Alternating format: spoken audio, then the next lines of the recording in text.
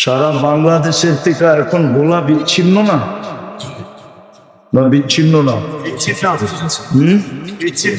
রাস্তার যোগাযোগ আছে তো তাহলে কে গোলা বাস করবে? বোঝা গেল গোলা বাস করা এটা আল্লাহরই ইচ্ছা। আল্লাহ যদি আমাদেরকে ভোলা জন্ম না দিতেন তো আমরা ভোলা কি বাস করতেন? আর যদি ইচ্ছা স্বাধীনতা দিতেন যে তুমি দুনিয়ার কোন জায়গায় বাস করবে বলো, সেটা তো বলতেন আমি আমেরিকায় বাস করব, ঠিক না?